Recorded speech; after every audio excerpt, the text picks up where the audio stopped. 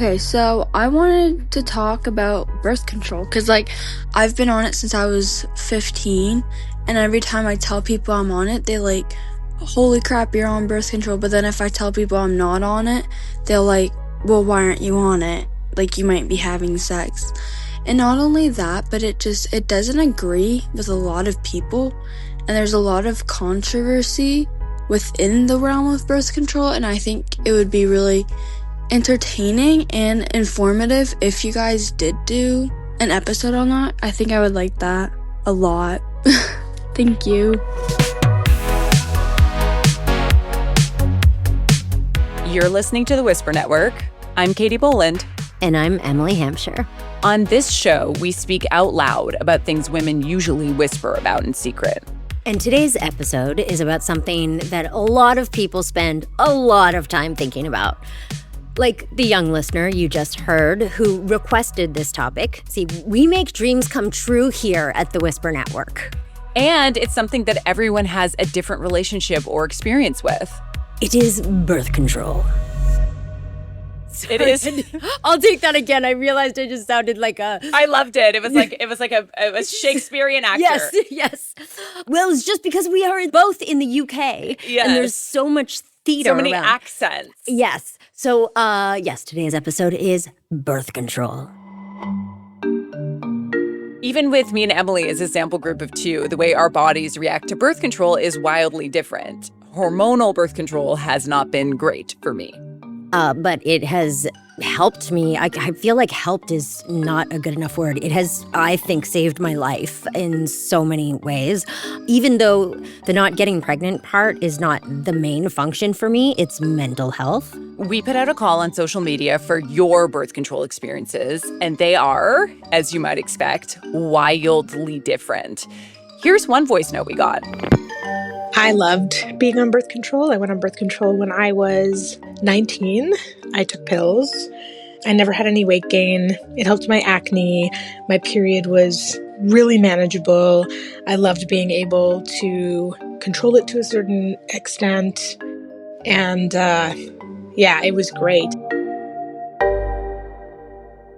But then, from one person on Instagram, the pill made everything worse, especially with PCOS, and my IUD is a godsend. That's me reading. That wasn't I don't have an IUD.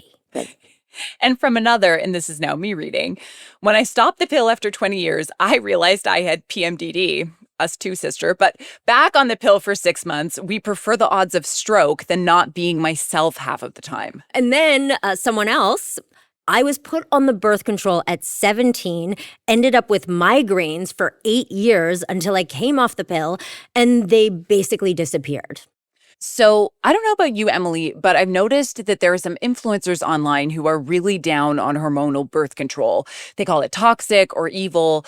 But oh my God, there's so many more things that are toxic and evil. But anyways. Yes, okay. That doesn't seem quite right. So fortunately, we have a guest today who will help untangle all of these things for us and help get us answers to questions like what women need to know about birth control, why is there so much misinformation about it, and why does it feel like it's all the woman's responsibility?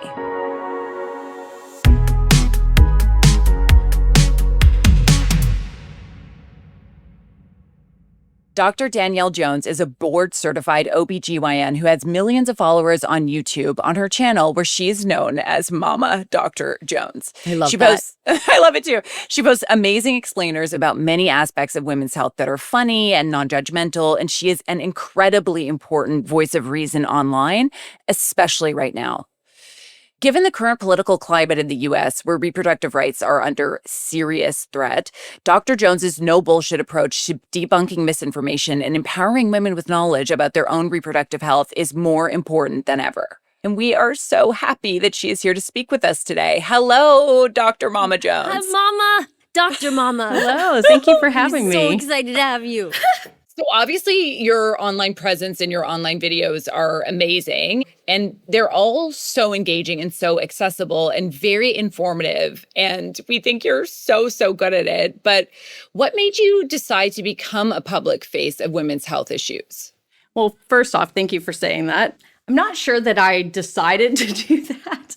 I knew I wanted to make a social media, and I've actually been online as someone in medicine since 2009, and it was very weird back then. I was just blogging my experience as a medical student, and it was very not accepted to be in medicine doing that at the time. And then I started making content under the moniker Mama Dr. Jones that I use now in 2017-ish. And then I was on maternity leave with my son and was like, I should start a YouTube channel, because at the time, Instagram was very short form content. Most of it went away after 24 hours. And we've had great live discussions, but then they'd go away. And I wanted somewhere where it could exist longer, where we could have longer, more nuanced discussions about things. And I think you can tell how nerdy and passionate I am about what I do. And I think that makes people kind of drawn into it in some weird way. Yeah. Well, it draws me in. Like, I like the nerdy. I wouldn't have described it as nerdy. I would have actually described it as cool. But yeah. Something that we're really interested in, and before we get into current options for birth control, is the history of birth control. So could you share a brief history of birth control? And also, why has it always been the woman's responsibility? That second half is a harder question to answer. And I think people like it when that answer is just like, the patriarchy. And that certainly some of it comes into it. So prior to the 60s, when the contraceptive pill really was accessible to people, we didn't have a lot of options for birth control. And then we started developing more options. And why is it the woman's responsibility or the person who is able to get pregnant's responsibility? There's a lot of ways to go about answering that. Part of it is that there just is not a lot of easy options that actually control the sperm problem. And it's hard to prevent pregnancy purely from that side.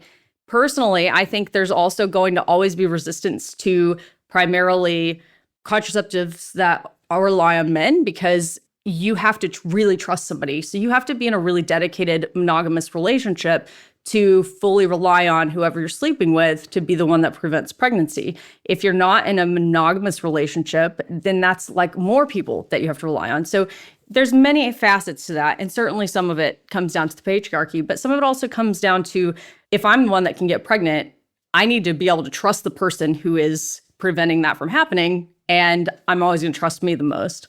Yeah. I would not leave that up to somebody else. But we should both do it. Absolutely. And there are many options now. I always discuss vasectomy because, as compared to tubal ligation, it is safer, faster, less complications, less money. It's less invasive. So there are certainly lots of options that I think that we've seen a little bit of a shift of men being more interested in taking some responsibility there as well. What do you think the most effective form of birth control is right now? And what do you think is the best form? The best form is always going to be whatever the person who's using it will use and likes to be using. You're always going to have a higher effectiveness rate when you use something called a LARC, L-A-R-C. This is long-acting reversible contraceptives. Now, obviously, we're taking out permanent contraception like tubal ligation or removing tubes completely from this discussion. That is also very reliable. But if we're talking reversible birth control, long-acting reversible contraceptives, or LARCs, are going to be the highest effective rate. So this is going to be things like the intrauterine device. You can use a copper one or a progestin type, like a Mirena IUD. There's the implants that go in the arm, and the Depo-Provera shot. Those are the three that generally fall under that category. You're going to step down to then oral contraceptives. The reason that they're slightly less effective is because they still rely a little bit more on user reliability. So you could forget a pill. You could throw a pill up. You could decide, I'm not taking it today. Any of those things can decrease the effectiveness rate. So perfectly used, very, very effective. But in the average everyday person, we're not perfect, and it's going to just fail a little bit more often. Right. I feel like for me, birth control, I've been on for a very long time now for not controlling the birth, just for the brain stuff of it, for everything but babies, because I'm not going to make a baby right now. Yeah. Yeah. I'm Lots pretty of people sure. see lots of other benefits of contraceptive pills and IUDs and things like that. And they're certainly used for many, many things other than preventing pregnancy. Right. And But you they know make what? Katie crazy. Sorry. Yeah, so it makes me kind of crazy. So on the flip side, I know that you speak a lot about this and we find it really interesting and want to get into it, but there's been a rise in misinformation about the birth control pill going viral. I have many friends who refuse to take it and who think it makes them infertile. Influencers have been dramatically announcing that they're going off the pill or denouncing the pill as poison. And you spend a lot of time debunking these claims. And where do you think they're coming from other than, some women do have a really hard time on the pill? Yeah, I think it's first important to acknowledge that fact, right? And also the fact that this can change over your lifetime. I used to be one that said, just like Emily was saying, you're going to have to pry my birth control pills out of my cold, dead hands. I'm going to take them until I am elderly. And then at some point in the past 5 or 6 years, I went off and I was like, all right, I'm going to go back on them. And I just didn't like the way I felt on it. And I've always loved them. And I think it's real important to, like, your life circumstance, how you feel on any medication can change. You might love it one day and hate it the next. It really is person dependent and time frame in your life dependent. But birth control is not toxic, and it definitely does not cause infertility. And we have extremely expansive databases of literature that show this. So, why do influencers say it? Well, it is quite popular and it gets quite a few clicks. Yeah. And it comes from a little bit of that and then a little bit of just this mistrust in healthcare and doctors. And it's a valid distrust that people have developed over time because people in my field didn't always do a great job, quite the opposite, of deserving the respect and trust that they were expecting the public to give them. And for a long time, it was just handed, to a lot of people who did a lot of really bad things. And so the mistrust is reasonable, but it is unfortunate that it propagates misinformation that can drastically affect somebody's health. I wonder if any of that misinformation is like because there's so much of women's health that isn't studied, isn't out there. And so misinformation sometimes is an easier answer than nothing. Yeah, right. Exactly. No, I mean, that's why I exist on the internet too, did you learn any of this stuff that you can go on my YouTube channel and learn in school? Absolutely not. And and we're going the wrong direction. I didn't get sex ed in Texas growing up, and it's just getting worse now. And you can't rely on parents. I'm 38. If I was not a gynecologist and weren't teaching sex ed in school and I didn't get sex ed growing up, how am I meant to teach my kid how to be safe and what their options are? I can't because I don't know, and I don't know what I don't know. So absolutely, lack of information. This field is so underfunded. If you compare to urology and things like that are equivalent, underfunded horribly. We actually hear this from every doctor that we speak to about anything to do with women's health. It's just that it's understudied and insanely underfunded compared to other medical fields. But we really were wondering also, what are the most dangerous and misleading claims about birth control that you see going viral now? Like, what's really concerning you? Honestly, the claims they all happen in a circular fashion. So every time a new one goes viral, it has happened already, and I've probably already talked about it somewhere, but it is far more concerning to me now than it was a few years ago because we see things like it's toxic, it will cause infertility, all of these false claims, relationship to cancer. And a lot of them have like little seeds of truth in them, but they're presented inaccurately or in a really like scary fashion. And the reason it is more concerning to me now than it ever has been is because of the state of politics in the US. We can't have no access to healthcare in general, to abortion services, and then also be afraid to take our birth control because that is a setup for disaster. Yeah. But for example, you'll often see things about birth control causing cancer. I'm sure you've heard people talking about this. And the reason that I hate it when people talk about this is not because I don't want people to have the information. It's because they just don't talk about it right. So is there a relationship to cancer? Yeah, we can talk about that. So there is an slight increased risk of breast cancer for people taking oral contraceptive pills. That risk is going to go away after they've been off of the birth control for a period of time. And then if you look at all cancers, instead of just breast cancer, people who have used oral contraceptive pills actually have a lower incidence of all cancers put together. So your breast cancer risk might temporarily increase slightly. And if that's something that keeps you from going on the birth control pill, that's fine. We can talk about that.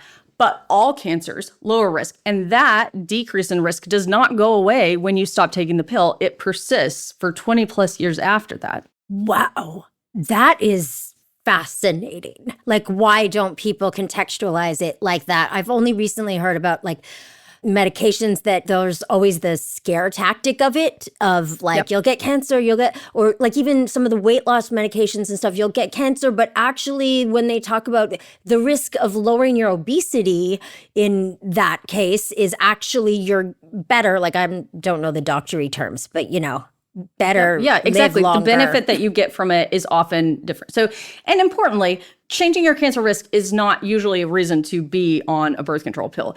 It's just when people talk about it, and as influencers especially that are not in my field, they're almost always doing it to try to scare people out of being on the pill.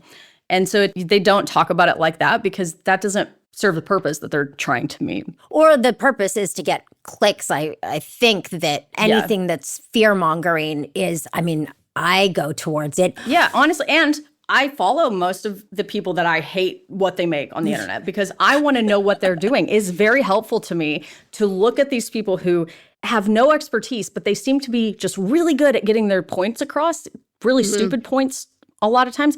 And you take that and you make it work for you. So I like to use their tactics, and you do. If you get on my YouTube channel, I'm making stupid faces in my thumbnail. I do not look like somebody that you should be sitting down and letting, go do surgery on you at some point. That's on purpose because you have to do that to get people to it. And then once they click in, and then I've tricked them into thinking they came there to be entertained, and then they leave informed. And entertained, though. And I Hopefully. love when you do those things where you take that misinformation and you're like side by side with it, debunking it. It's Those really are my funny. favorite videos to make. I love watching those. Also, it's a double whammy because I get the misinformation taken away and I get the good information. It's a triple whammy. The good information and I laugh. You're listening to the Whisper Network. We'll be back after the break.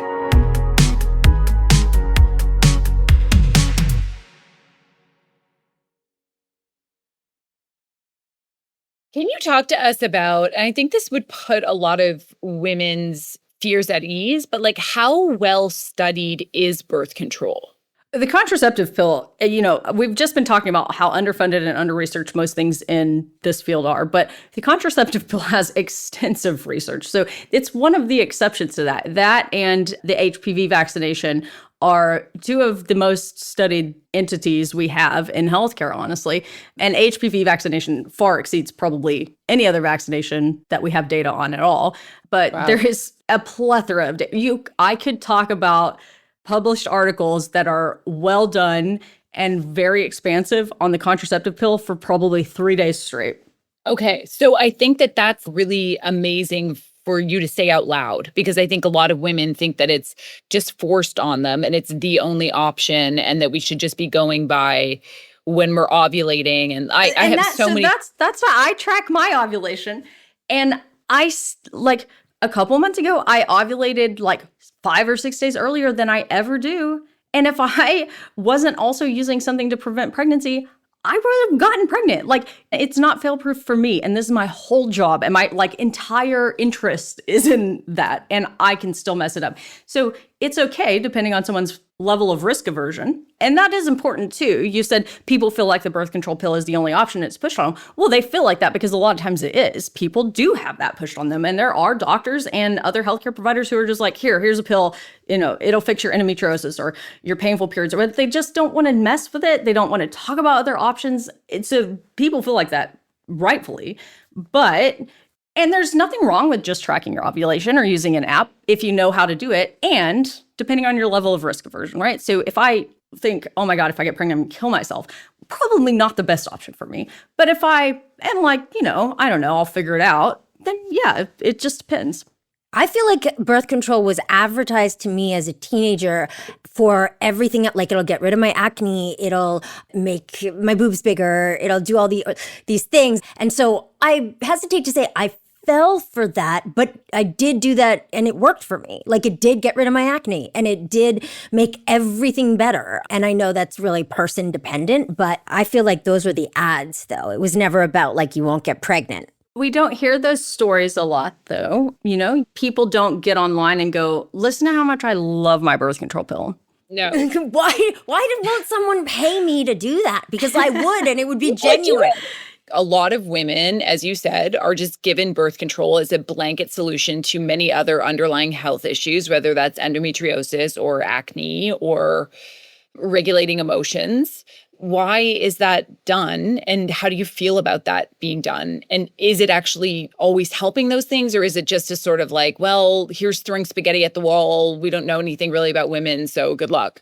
No, it does help a lot of those things because a lot of the symptoms that we get are related. I mean, your listeners can't see this chart behind me, but these up and downs of these hormones, that is related to a lot of what we experience as symptoms throughout our different parts of our monthly cycle.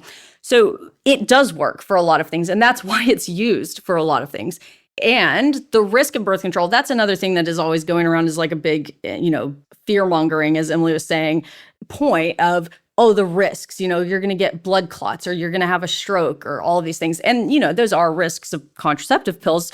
But if you compare it to what it prevents, which is pregnancy, 7 to 8 times higher risk of every single thing that is a risk on the birth control pill in pregnancy. 7 to 8 times higher for every single risk. Wow. There's your birth control right there. Exactly. Yeah, so it does work. But then there are other things. And so the problem is that people feel like it's pushed on them because a lot of times they sit down in a clinic and instead of either understanding the other options or talking about the other options, the person they're seeing just goes, here, take this, it'll fix the problem. Another thing that I think we're missing in this conversation that we're having online about like birth control is dangerous or it's causing all these health issues that it doesn't actually cause is like, I think we forget how radical and empowering it was for women when it first came out. Because it's like, finally, you got to have a say. And if you were going to have a baby and be tied to that baby for the rest of your life. So yep. I think that we don't give it enough like reverence and respect sometimes about like what it actually did to liberate women. I give absolutely. It respect. Yeah, Emily does. I give it the most respect of it. Yeah. But the birth control for you, like, did the opposite of what it does for me. So, yeah, like I had a really, really hard time on it, especially when I was younger. And when I recently froze my eggs, I had a very positive experience on those hormones. So, like, and I had a terrible experience on those. Yeah. Yeah, people are very different in the way that they feel and react to contraceptive pills. Sometimes people take them and they feel so nauseous and terrible that they can't function. And sometimes people take them and it stabilizes their horrible mood symptoms. And sometimes people take them and it exacerbates that. That's what's really important is that we are all individual people, right? So no amount of scientific research or literature is going to ever matter to you if you're not the one who reacts the way that the literature says that other people do. Like, I don't care what the data says if I feel like shit when I take it. And that's important as doctors for us to acknowledge. So anytime someone asks me, I'm starting this medication or that medication, including contraceptive pills, and they're on it and they go, I've been having this going on. Is that a side effect from the medication I'm on? I never go no, because it could be. Like, there is nothing outside of the realm of possibilities. So I always tell them, like, it's unlikely. That's not what we see in the data. But if you feel like it's a side effect, let's go off it for a little while and see if it goes away. And then maybe it is. People, before we knew that the IUD and some people could be associated with hair loss, people would come into the clinic and say, my hair's falling out. Is it my IUD? And doctors would go, nah. But it can, in some people, cause that. Wow. It's rare and you don't go bald, but hair, your hair thinning is a side effect that some people have on an IUD. How can people arm themselves against misinformation when it comes to birth control? What are some red flags to look for? Yeah, I have a whole video where I talk a little bit about this, but part of misinformation and identifying it is when you're watching something and you're getting that little feeling like, oh, this seems too good to be true, or this seems too bad to be true, it probably is.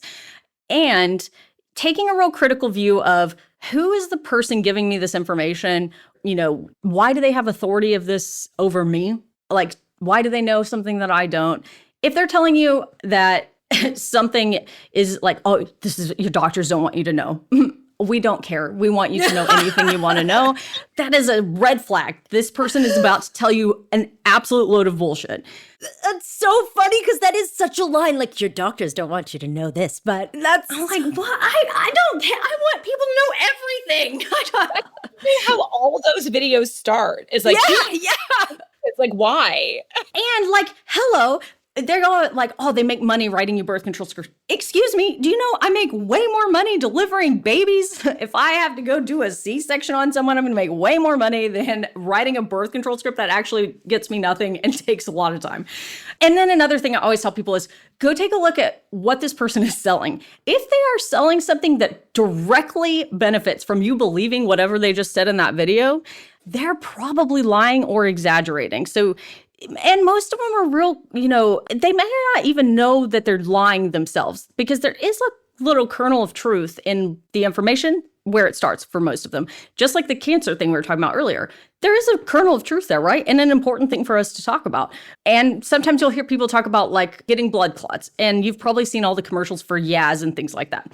So let's talk about that. Why? Well, the risk, they always go in the commercials, oh, it's 3 times higher on this birth control. Well, that's true, but there are some benefits to that particular type of birth control. And what is 3 times higher? 1 in 10,000 to 3 in 10,000. So is that an increased risk? Is it 3 times higher? Yeah. Is it still 3 times lower than pregnancy? Yeah. And is it an absolute increase that we're going to be worried about if you're getting a benefit from that? Well, I don't know. That's up to you. You can talk about it, but I don't think so for most people. So, not to be a downer, but in this especially scary era of reproductive rights being clawed back, how can people protect themselves and advocate to get the best birth control for them and also advocate for their own reproductive health? That is really tough and also unfortunate that we even have to go like, let me teach you how to do that because it shouldn't be like that. But for me personally, that is also a large part of why I exist on the internet, because I want to be able to give people information that they need and do it in a way that they will both enjoy learning it and remember it, so that when you get to a doctor's appointment or you're meeting with a nurse practitioner, you don't feel bullied into just doing whatever they say. Because if you can speak a little bit of the language, if you can have a little bit of a base of knowledge. It shouldn't be like that. It shouldn't be required, but unfortunately it is. A lot of times you're going to get a lot further with advocating for yourself because people just start taking you more seriously if they feel like, actually, I can't fake it. I can't force this person to, believe whatever I'm saying. They are going to require me to give them actual information. We just want to thank you so much for taking the time to talk to us today. The birth control pill is something that affects women's lives so much and is one of our only ways to have any agency over our lives. And it is such a time of misinformation and women asking questions. And so the work that you're doing is so imperative. And thank you so much. Thank you. I love this stuff. Obviously, I could talk about it all day. So thank you for having me. You're listening to the Whisper Network. We'll be back after the break.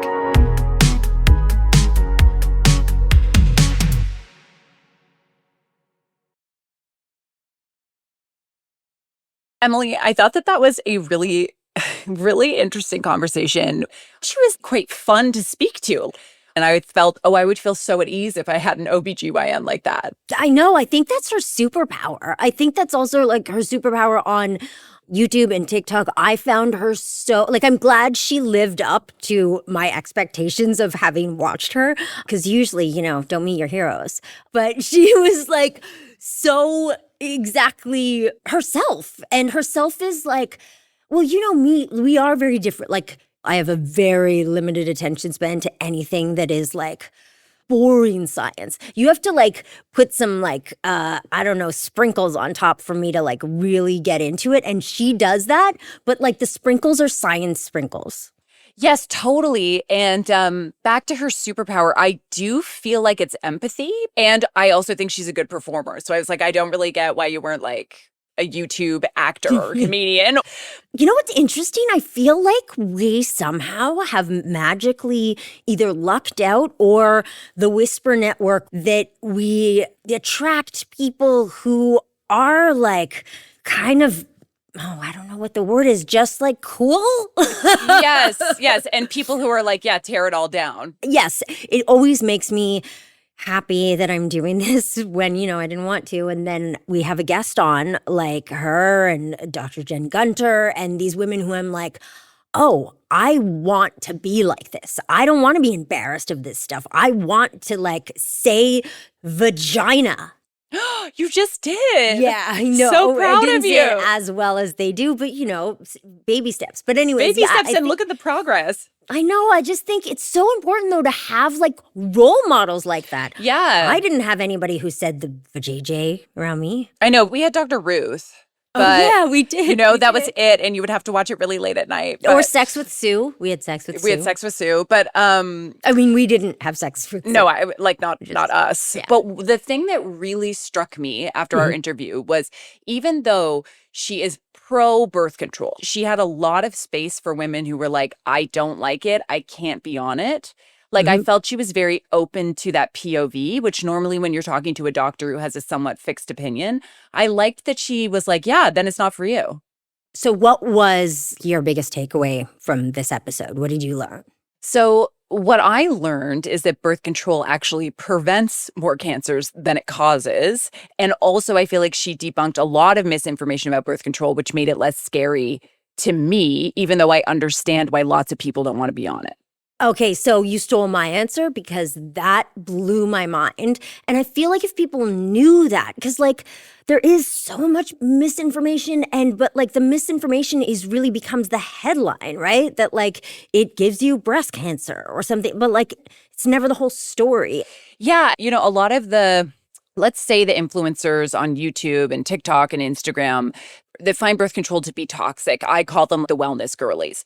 They're very charismatic and they can really make a point. So it made me feel happy that there was someone else on the other side. She's charismatic. Yes, Like, babe. yeah. Yeah, it made me just feel like, okay, so even though my algorithm is flooded with all this stuff, there are voices of reason, or at least people who can give you the opposite side. Yeah, and the more you click on those ones, the more you'll get of those ones. Like Yeah. I'm getting, in my Explore page, it used to just be puppets and Kristen Stewart. And now it is completely like female doctors. And oh my God, I just saw this thing. Did you know about this? The person who invented the C-section? I know this is not the episode for this, but it came No, but on I'd love to hear about it. It came on my Instagram because my algorithm is now all women doctor all the time. And the person who invented the C-section, I have to send you this thing, was, I forget the name, and this guy goes on, he tells the story really well though, but ultimately they wanted to be buried in their clothes and they weren't, and they found out that it was a woman who's pretending to be a guy so that they could practice medicine. Wow. Yeah, we're going to share that on our The Whisper Network podcast Instagram, which if you don't already follow, what are you waiting for? Yeah, please. Yeah. Please follow us. We'd love that. Because, yeah, we also, like, run it. I'm always, like, checking it, so. I look at it a lot, too. Yeah.